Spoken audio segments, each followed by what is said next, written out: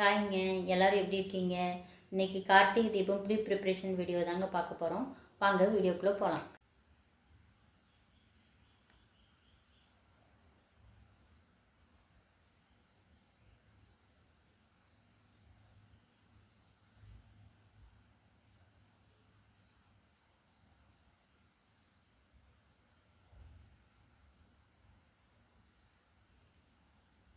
பாருங்கள், நான் இது போன வருஷம் நான் கார்த்திகை தீபத்துக்கு ஏற்றின விளக்கு தான். இதெல்லாம் நான் க்ளீன் பண்ணி தான் வச்சுருக்கேன். க்ளீன் பண்ணாமல் விளக்குகளும் கொஞ்சம் இருக்குது, அதையும் க்ளீன் பண்ணணும். பார்த்திங்கன்னா இது நேற்று நான் மார்க்கெட் போனப்போ விளக்குகள் கொஞ்சம் புது விளக்கெல்லாம் கொஞ்சம் வாங்கியிருக்கேன். இன்றைக்கி காலையில் தான் எடுத்து இதை நான் தண்ணியில் போட்டிருக்கேன். இது நாளைக்கு காலையில் வரைக்கும் இப்படியே தண்ணியில் போட்டு வச்சுருந்துட்டு அதுக்கப்புறம் தான் நம்ம யூஸ் பண்ணணும். ஏன்னு சொன்னிங்கன்னா, இந்த மண் அகல் விளக்கில்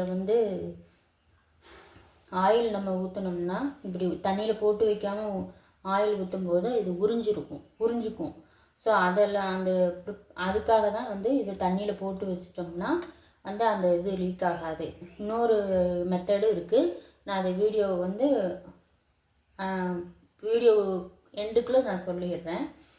இப்போ இதை நான் கழுவி வச்சுருக்கிறேன் இந்த விளக்குகளை. இருந்தாலும் இந்த இடமெல்லாம் பார்த்திங்கன்னா கருப்பாக இருக்கும். இந்த விளக்குகள் எல்லாம் அப்படியே இன்னும் கொஞ்சம் போகாமல் அப்படியே இருக்குது. இந்த கருப்பெல்லாம் போகிறதுக்கு ஒரு சின்ன ஐடியா தான். அதை என்னன்னு சொன்னிங்கன்னா, நம்ம காவி இருக்குது இல்லைங்க, காவியில் நைஸான காவி பொடி யூஸ் பண்ணி நம்ம இதெல்லாம் தேங்காய் நார் தொட்டு இந்த இடத்துலலாம் கலெக்ட் பண்ணி விட்டோம்னா புது அகல் விளக்கு மாதிரி ஆயிரும். அதான் நான் இப்போ உங்களுக்கு காட்ட போகிறேன்.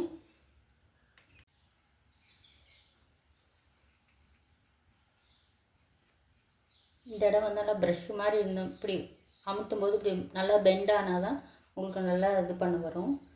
எல்லா விளக்குகளையும் இதே மாதிரி நம்ம சின்ன பெயிண்ட் ப்ரஷ் இருக்குல்லங்க, அதில் கூட நம்ம பண்ணிக்கலாம். என் பொண்ணு ட்ராயிங் பண்ணுவாங்க, அதனால் நான் அதையெல்லாம் எடுக்கலை. நான் இதில் தான் யூஸ் பண்ணிகிட்ருக்கேன். யூஸ் பண்ணிவிட்டு தூக்கி போட்டுடலாம். மறுபடியும் வேணுன்னா கூட நம்ம வேறு எடுத்துக்கலாம். இந்த இது ரொம்ப ஹார்டாக இல்லாமல் இருக்கணும். ப்ரெஷ் தேங்காய் நார் ரொம்ப கெட்டியாக இருக்கக்கூடாது, அதை பார்த்துக்கோங்க. அப்புறம் இந்த காவி பொடி நம்ம கலக்கும்போது பார்த்திங்கன்னா ரொம்ப கெட்டியாக இல்லாமல் லிக்யூடாக இருக்கிற மாதிரி பார்த்துக்கோங்க, இல்லைன்னா ரொம்ப நேரம் ஆகும்.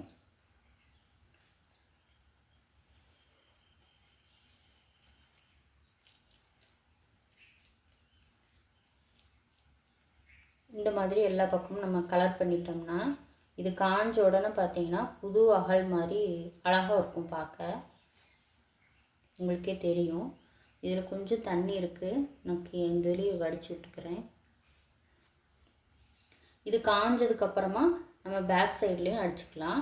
ஸோ எல்லா விளக்குகளையும் நான் இதே மாதிரி ஒரு வேஸ்ட்டு துணி வச்சுக்கோங்க. அதில் இப்படி காயிட்டும். இந்த பக்கம் காஞ்ச உடனே நம்ம பின்பக்கம் நம்ம இது பண்ணிக்கலாம். அடுத்ததும் நான் உங்களுக்கு கலர் பண்ணி காமிக்கிறேன் பாருங்கள். இது லிக்விடு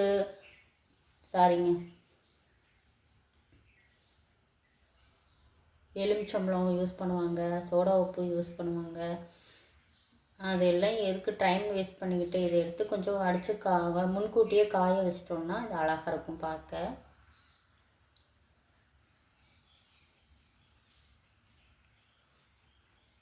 முடிஞ்ச வரைக்கும் மண்ணால் செஞ்ச அகல் விளக்கு பயன்படுத்துங்க, அதுதான் நல்லது. இது நான் போன வருஷம் வாங்கினது. இந்த வருஷம் பார்த்திங்கன்னா எல்லாமே நான் கையில் செஞ்ச மணல் விளக்கு தான், அகல் விளக்கு தான் வாங்கியிருக்கேன். கம்ப்யூட்டர் விளக்கு நான் வாங்கலை.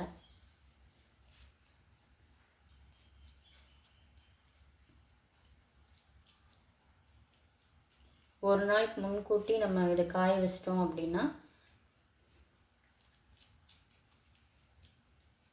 நம்ம அப்போ விளக்கு கருப்பாக இருக்குது, கழுவணும் காய வைக்கணும் அப்படிங்கிற அவசியம் இருக்காது.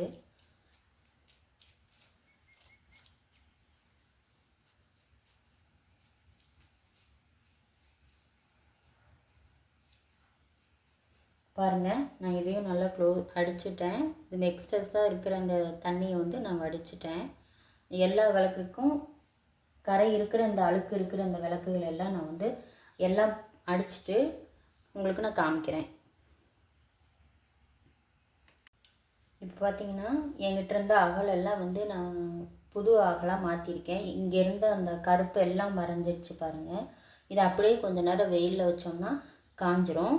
காஞ்சதுக்கப்புறம் உங்கள்கிட்ட காட்டுறேன் நான். அதுக்கு இப்போ பார்த்தீங்கன்னா நான் இந்த அகலெல்லாம் வந்து நான் வீட்டில் டெய்லி யூஸ் பண்ணுற அகல். எவ்வளோ அழுக்கு இருக்குது, எண்ணெய் பிசுக்கு இருக்குதுன்னு பாருங்கள். இந்த அகலும் நான் இந்த மாதிரி ரெடி பண்ணிடுவேன். இந்த எண்ணெய் பிசுக்கு இருக்குது பாருங்கள். இந்த எண்ணெய் பிசுக்கு எப்படி போகிறது அப்படிங்கிறதுக்கு தான் நான் இப்போ வந்து அடுத்து உங்களுக்கு காட்ட போகிறேன். ஃபஸ்ட்டு வந்து இந்த துணியில் ஒரு வேஸ்ட்டு துணி வச்சு இதெல்லாம் வந்து நல்லா துடைச்சிடலாம்.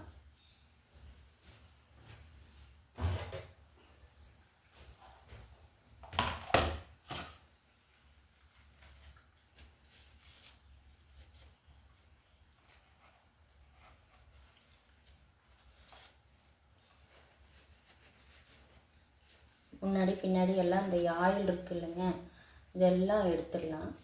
இந்த துணி வச்சு துடைச்சிட்டு நல்லா துடைச்சிட்டேன். ஆனால் எண்ணெய் பிசுக்கு இருக்குது. அதை எப்படி க்ளீன் பண்ணலாங்கிறதுக்கு ஈஸி மெத்தட் தான் நான் இப்போ சொல்லிகிட்ருக்கேன்.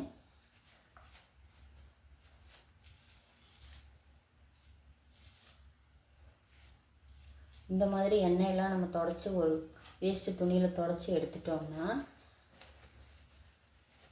டிஷ்யூ பேப்பர் ஒன்றில் கொஞ்சமாக அல்லது டிஷ்யூ பேப்பர் இல்லைன்னா ஒரு வேஸ்ட்டு துணியில் கொஞ்சமாக லிக்யூடு, பாத்திரங்கள் ஒரு லிக்யூட் இருக்குங்க, அதை வச்சு நல்லா துடைச்சோம்னா இந்த எண்ணெய் பிசுக்கெல்லாம் போயிடும்.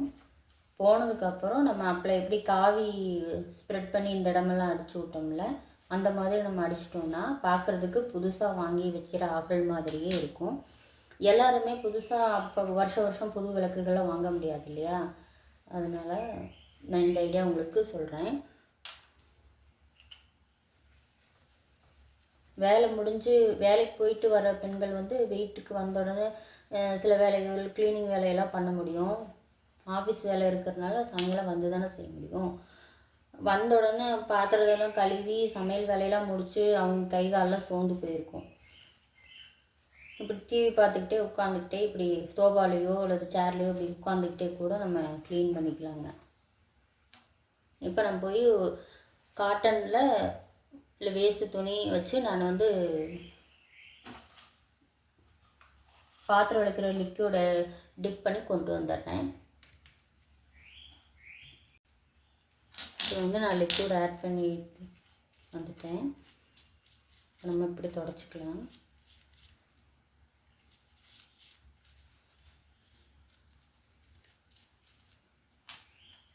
இப்படி தொடச்சி நீங்கள் வச்சுருங்க. வச்சுட்டு அப்புறமா ஒரு ஈரத்துணி வச்சு நம்ம துடைச்சோம்னா அந்த எண்ணெய் பிசுக்கெல்லாமே போயிடும். நான் உங்களுக்கு துடைச்சிட்டு காட்டுறேன் பாருங்கள்.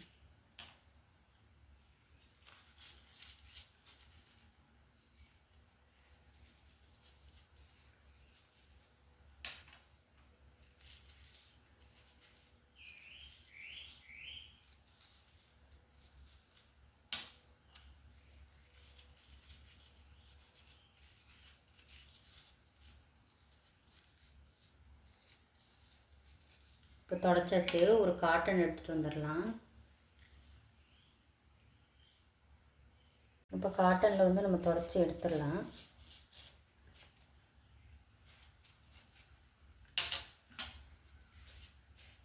தொடச்சிட்டு ஒரு ஈர துணி வச்சு தொடச்சிட்டோம்னா அந்த சோப்போட வாடையெல்லாம் இருக்காது.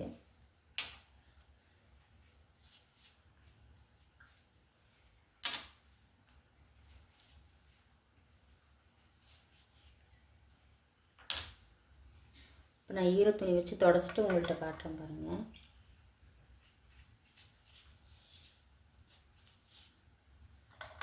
துடைக்கும் போதே உங்களுக்கு தெரிஞ்சிருக்கும்.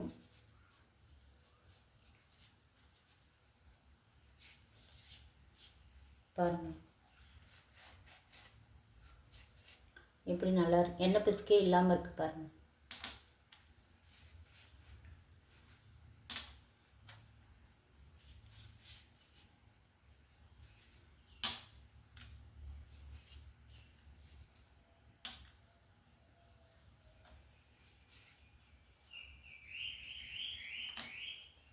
நான் யூஸ் பண்ண எல்லா விளக்குகளையும் நான் வந்து இப்படி தொடச்சிட்டேன்.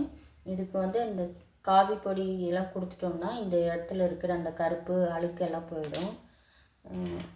இது ரெடி பண்ணிட்டோம். அடுத்து பார்த்திங்கன்னா பூத்திரியும் பஞ்சுத்திரி எப்படி போடுறதுங்கிறதும் நான் இப்போ உங்களுக்கு நான் காட்டுறேன். இது பார்த்திங்கன்னா மெடிக்கலுக்காக நம்ம யூஸ் பண்ணுவோம்ல, அந்த ஒரு காட்டன் தான் நான் எடுத்திருக்கேன். நீங்கள் கடைகளில் கேட்டிங்கன்னா விளக்கு திரி போடுறதுக்கு உண்டான பஞ்சு வேணும்னு கேட்டிங்கன்னா அவங்க கொடுத்துருவாங்க. நான் என்கிட்ட இது இருக்கிறதுனால நான் அதை வாங்கலை. இதிலேருந்து நம்ம இப்போ என்ன செய்ய போகிறோம், இதில் வந்து பூத்திரி பண்ணி காட்டுறேங்க. அப்புறம் பஞ்சு திரி நீட்டமாக இருக்கும் இல்லைங்க, அந்த திரியும் நம்ம இப்போ எப்படி செய்கிறதுன்னு பார்த்துடலாம். அதுக்கு வந்து நம்ம வீட்டில் யூஸ் பண்ணுறோம் இல்லைங்க, ஒரு சட்டுன்னு எனக்கு பேர் வாயில் வரல, ஒரு நிமிஷம். இந்த ஊதுபத்தி ஸ்டிக் இருக்கு இல்லைங்க, இதில் வந்து இப்படி டைட்டாக பிடிச்சிட்டு அப்படி இது பண்ணி விட்டிங்கன்னா இந்த இதெல்லாம் வந்து விழுந்துடும்.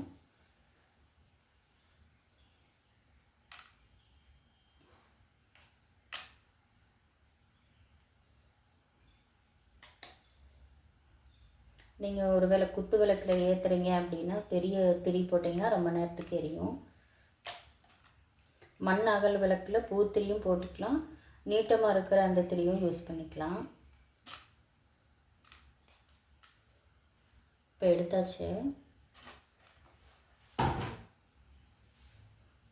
பார்த்தீங்கன்னா ஃபஸ்ட்டு வந்து நம்ம இந்த இதில் ஊதுபத்தி, இது பேர் தாங்க எனக்கு வரமாட்டேன், எல்லாம் தூபம் ஸ்டிக்குன்னு சொல்கிறாங்க, நான் ஊதுபத்தின்னு சொல்லுவேன், அதனால தான் எனக்கு வந்து ஸ்டக் ஆகிடுச்சு. நம்ம இதில் எப்படி பஞ்சுத்திரி பண்ணலாங்கிறத பார்க்கலாம். இப்போ இந்த அளவுக்கு மட்டும் நான் எடுத்திருக்கேன், சின்ன திரியாக யூஸ் பண்ணுறதுக்கு. இப்படி எடுத்துக்கோங்க. இப்படி எடுத்துட்டு இப்படி வச்சு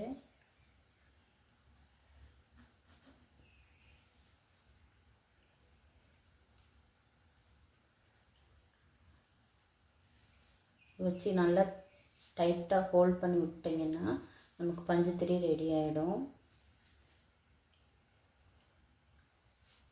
அப்படியே எடுத்துட்டு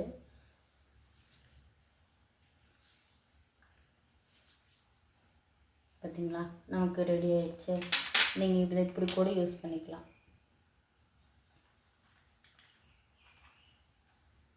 இப்படி கூட நீங்கள் யூஸ் பண்ணிக்கலாம். நான் இன்னும் கூட காட்டுறேன் பாருங்கள்.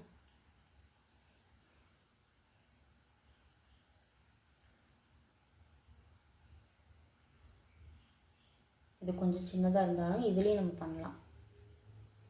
இப்படி வச்சுக்கோங்க. நல்லா ஹோல்ட் பண்ணிவிட்டு இப்படி எடுத்துக்கோங்க.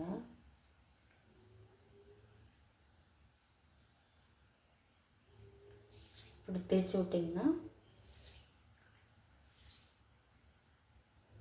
இதுவே நீங்கள் உங்களுக்கு சின்னதாக தான் திரி வேணும்னு நினச்சிங்கன்னா அது கூட பண்ணலாம்.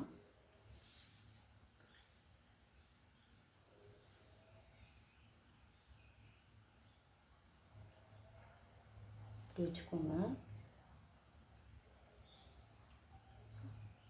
உங்களுக்கு கீழே வச்சு காட்டினா தான் உங்களுக்கு நல்லா தெரியுங்கிறதுக்காக நான் அப்படியே யூஸ் பண்ணுவேன்.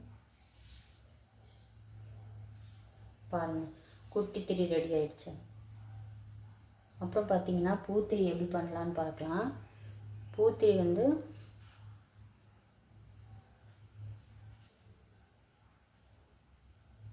இப்படி எடுத்துக்கோங்க. இப்போ எல்லா பக்கமும் பிடிச்சி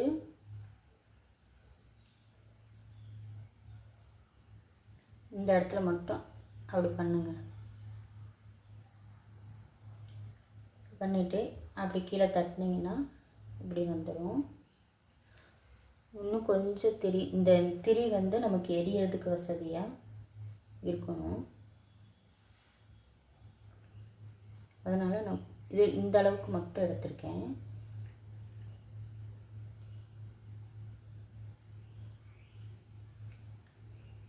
தண்ணி தொட்டுக்குங்க.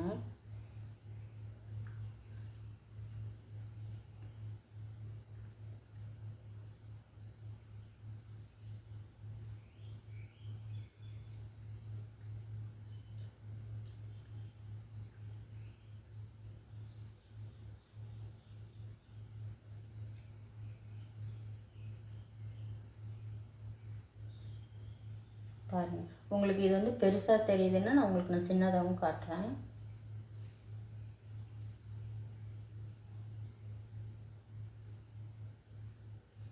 எல்லா பக்கமும் சேர்த்து பிடிச்சிக்கோங்க.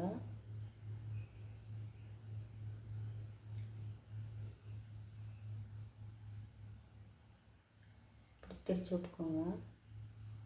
திரிச்சு விட்டுட்டு மறுபடியும் கொஞ்சமாக எடுத்து இப்படி திரிச்சு விடும்போது கொஞ்சம் தண்ணி தொட்டுக்கோங்க.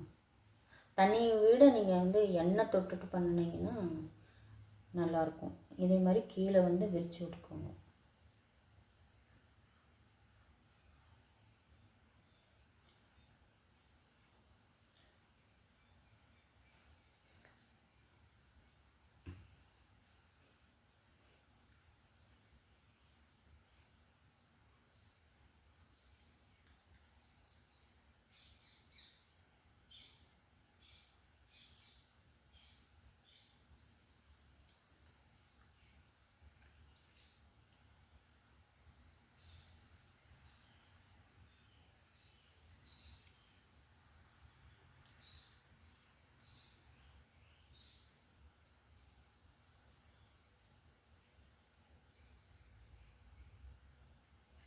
நாலு கார்னரையும் ஒன்றா பிடிச்சாலே நமக்கு வந்து ஈஸியாக பஞ்சுத்திரி போட்டுடலாங்க. இப்படி பிடிச்சிக்கோங்க.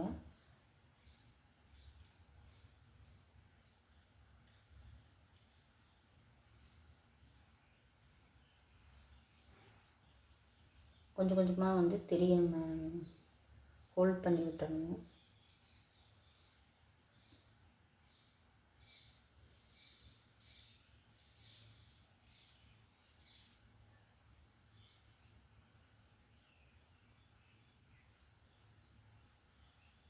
பாருங்கள், இப்படி ரெடி பண்ணிக்கோங்க.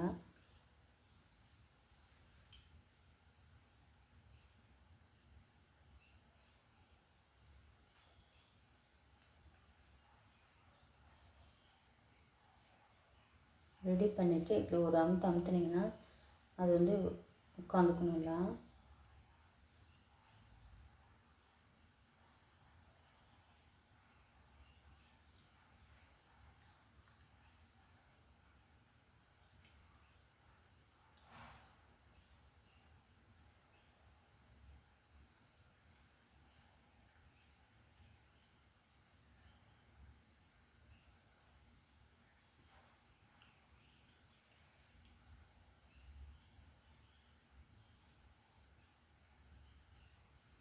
பாருங்கள், நான் எல்லாம் ரெடி பண்ணிட்டேன்.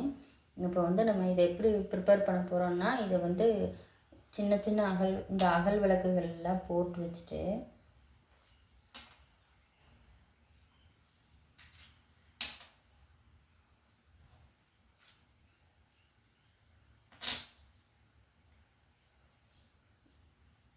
திரி போடுறவங்க அதுக்கு பதிலாக நம்ம வந்து பஞ்சு திரியை வச்சுட்டு இதுக்கு மேலே வந்து நம்ம எண்ணெய் விட்டு விளக்கேற்றி காட்டுறவங்களுக்கு எண்ணெய் ஊற்றிடலாம்.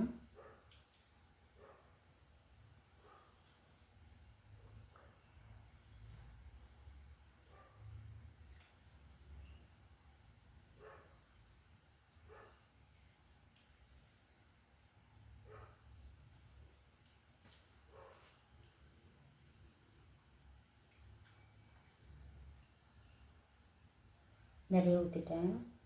நீங்கள் பார்த்து கவனமாக ஊற்றிக்கோங்க.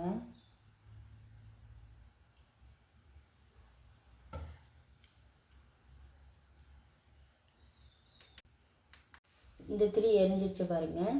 நான் வந்து தண்ணி தொட்டு திரிச்சிட்டு இருந்தேன் இல்லைங்க, அதனால் அதில் தண்ணி நிறையா இருந்ததுனால எரியலை. இப்போ நான் எரிய வச்சு காட்டியிருக்கேன்.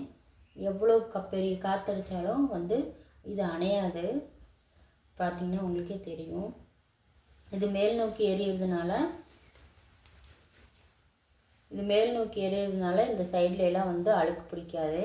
இந்த பஞ்சு திரி உள்ளே வந்து எண்ணெய் தீந்துச்சுன்னா அப்படியே அணைஞ்சிடும். திரி மட்டும் எடுத்து வெளியே போட்டுடலாம்.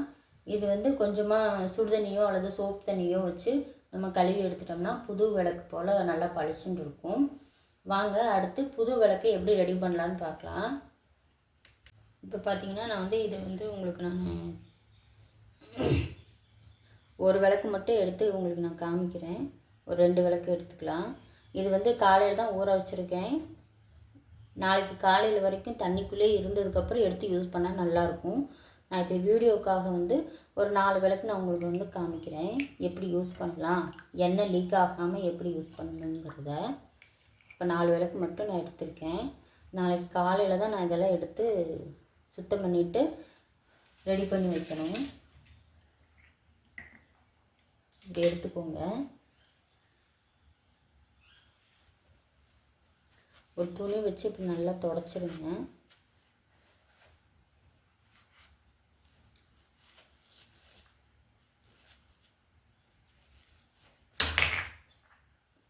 உடையல் நல்ல வேலை. இப்படி நல்லா தண்ணியை துடைச்சிட்டு பாருங்கள். இப்போ நான் துடைச்சி தான் வைக்கிறேன், ஆனால் எவ்வளோ சீக்கிரம் ஈரத்தை எடுத்துருச்சு, இதாகிடுச்சுன்னு பாருங்கள். வச்ச உடனே இதாகிடுச்சு.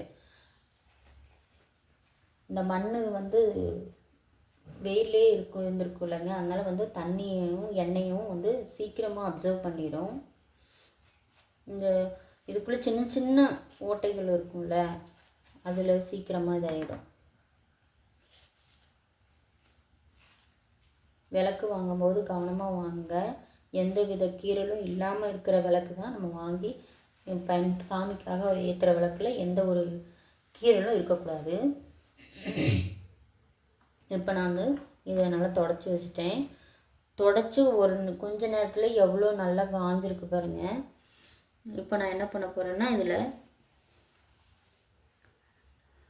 நம்ம முகத்துக்கு யூஸ் பண்ணுறோம் இல்லைங்க பவுடர், அது இல்லாட்டி இப்படி மைதா மாவு எடுத்து உள்பகுதியில் கொஞ்சமாக போட்டு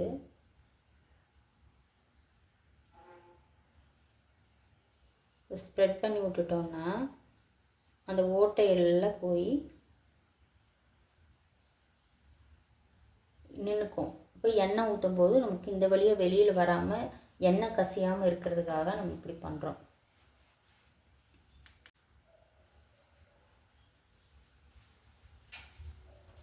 நல்லா எல்லா பக்கமும் படுற மாதிரி கவர் பண்ணிக்கணும். மறுபடியும் நான் இதை எடுத்து தண்ணியில் தான் போட போகிறேன். நான் உங்களுக்கு காட்டுறதுக்காக நான் இப்போ எடுத்திருக்கேன். நான் நாளைக்கு சாயங்காலமாக நான் வந்து ரெடி பண்ணுவேன். நான் வந்து பரணி தீபமே வச்சுருவேன். பரணி தீபம் வச்சுட்டு பெரிய கார்த்திகைக்கும் வைப்பேன். பஞ்சராத்திர தீபமும் நாங்கள் ஏற்றிடுவோம். 3 நாளைக்குமே வைப்போம். நீங்கள் 3 நாளுமே பார்த்தீங்கன்னா முடிஞ்சவங்க வந்து 27 விளக்குகள் ஏற்றுங்க. அதுக்கு மேலே எவ்வளோ நீங்கள் ஏற்றுறீங்களோ அதையுமே வந்து மொத்தப்படையில் தான் இருக்கணும். ரெட்டைப்படையில் வச்சிடாதீங்க. சாமி படத்தில் நீங்கள் வந்து தினமும் விளக்கேற்றிட்டுருப்பீங்க. அந்த விளக்குகள், அப்புறம் வாசலில் வந்து நம்ம கார்த்திகை மாதம் மார்கழி மாதம்லாம் விளக்கு வைப்போம். அந்த விளக்கு இதெல்லாம் வந்து கணக்கு சேர்க்காதீங்க, அதெல்லாம் சேர்க்கக்கூடாது. ஸோ இப்படி ரெடி பண்ணி வச்சிட்டோம்னா எண்ணெய் வந்து லீக் ஆகாமல் இருக்கும். அடுத்து நம்ம என்ன பார்க்க போகிறோம்னு பார்த்தீங்கன்னா, இந்த புது விளக்கில் வந்து நம்ம ரெடி பண்ணி வச்சிட்டோம். இந்த பழைய விளக்குகள் இருக்கு இல்லைங்க, இந்த பழைய விளக்குகளில் நான் அப்படி ரெடி பண்ணலை. சப்போஸ் நான் இந்த மாதிரி யூஸ் பண்ணாமல் இருக்கிறவங்க பரவாயில்ல இதிலே நம்ம ஊற்றி வச்சிடலாம் அப்படின்னு நினச்சிங்கன்னா அதுக்கும் நான் உங்களுக்கு ஒரு டிப்ஸ் சொல்கிறேன். அதுக்கு நம்ம இப்போ என்ன பண்ண போகிறோன்னா, இப்படி ஒரு அட்டை எடுத்துக்கோங்க. எல்லார் வீட்லேயும் அட்டை பாக்ஸ் இருக்கும் இல்லைங்க, அப்படி எடுத்துக்கோங்க. அட்டை பாக்ஸ் தான் வைக்கணும்னு கேட்டிங்கன்னா தேவை கிடையாது. எல்லார் வீட்லேயுமே வாழை மரம் இருக்கும் அப்படின்னு சொல்ல முடியாதுல்ல. பெரிய இலை இருக்கிற மாதிரி ஒன்றும் இருக்காது. ஸோ ஒவ்வொரு விளக்குக்கு தகுந்த மாதிரி இதை கட் பண்ணி எடுத்துக்கலாம்.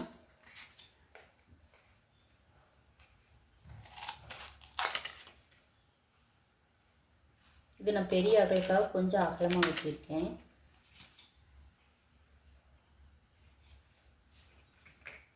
இந்த 3 மட்டும் வெட்டி காட்டுறேன் உங்களுக்கு.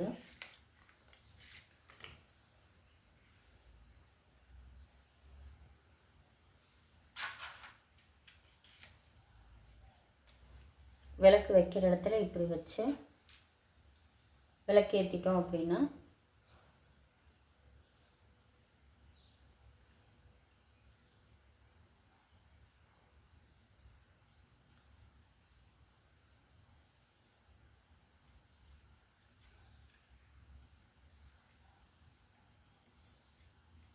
மறந்துடாதீங்க, பஞ்சு திரி போட்டு விளக்கேற்றுங்க.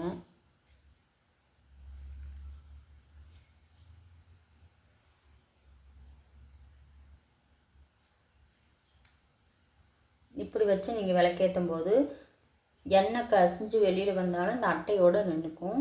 கீழே தரையில் எதுவும் ஆகாது. நான் எண்ணெய் ஊற்றுறேன் பாருங்கள்.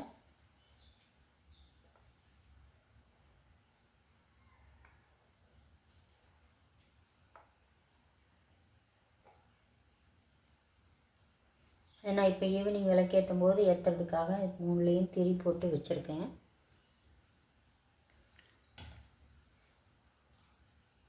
இப்படி வச்சிட்டோம்னா இந்த பழைய எண்ணெய் வந்து இந்த அட்டைப்பட்டியில் வந்து நின்றுக்கும். அட்டை இதில் வந்து இன்னும் ஸ்டோர் ஆகிக்கும், தரைக்கு கசிஞ்சு வராது.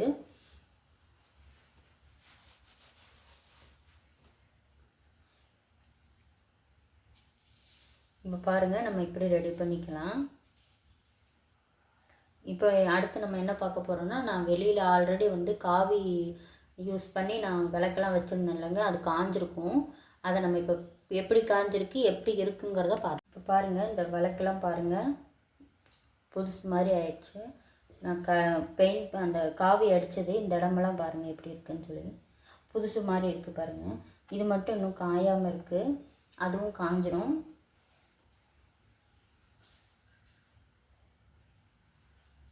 இந்த விளக்கு பாருங்கள், வீடியோ ஃபுல்லாகவே எரிஞ்சிட்டு தான் இருந்திருக்கு. இன்னும் எண்ணெய் இருக்குது, சைட்லலாம் எந்த வித கருப்பும் படியில் பாருங்கள்.